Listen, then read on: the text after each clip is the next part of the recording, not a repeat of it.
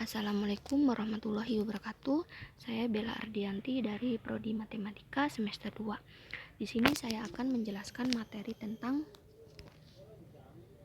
hukum-hukum dalam agama Islam. Pengertian hukum Islam. Definisi hukum Islam adalah syariat yang berarti aturan yang diadakan oleh Allah untuk umatnya yang dibawa oleh seorang Nabi Shallallahu Alaihi Wasallam, baik hukum yang berhubungan dengan kepercayaan atau akidah maupun hukum-hukum yang berhubungan dengan amaliyah atau perbuatan yang dilakukan oleh umat Islam semuanya. Sumber hukum-hukum Islam yaitu dibagi menjadi 4, yaitu yang pertama Al-Quran. Al-Quran adalah kitab yang berisi kumpulan ayat-ayat firman Allah yang diturunkan kepada Nabi Muhammad SAW.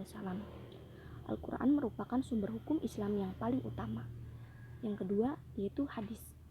Segala sesuatu yang disandarkan kepada Nabi Muhammad SAW, baik itu perkataan maupun perbuatan. Hadis menjadi sumber hukum setelah Al-Quran. Sumber yang ketiga itu ijma, yaitu hasil kesepakatan musyawarah pada ulama suatu masa yang berdasarkan dari Al-Quran dan hadis. Dan sumber yang terakhir yaitu qiyas, yaitu penetapan hukum dalam Islam dengan cara membandingkan hukum suatu perkara yang belum ada dalilnya dalam Al-Quran dan hadis dengan sesuatu perkara mirip dengan perkara itu yang sudah ada dalilnya.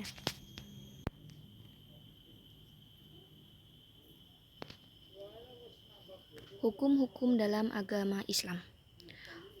Hukum-hukum dalam agama Islam itu dibagi menjadi 5. Yang pertama itu wajib. Wajib adalah sesuatu perbuatan yang jika dikerjakan akan mendapat pahala dan jika ditinggalkan akan mendapatkan siksa. Contohnya itu seperti sholat.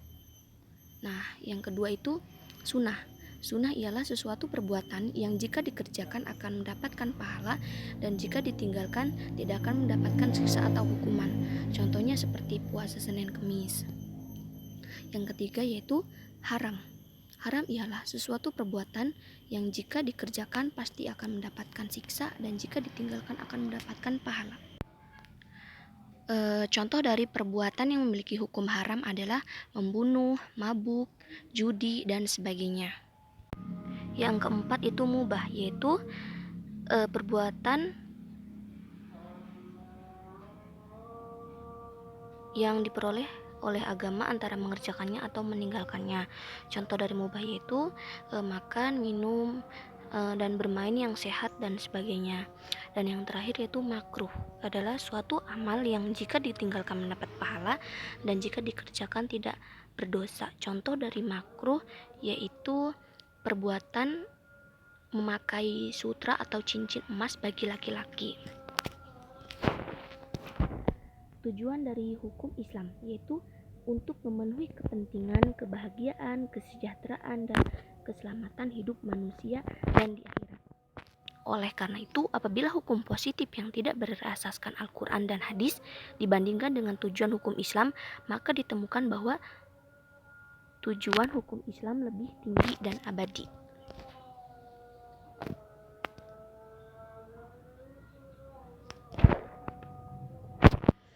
Sekian yang bisa saya sampaikan dari materi tentang hukum-hukum dalam agama Islam.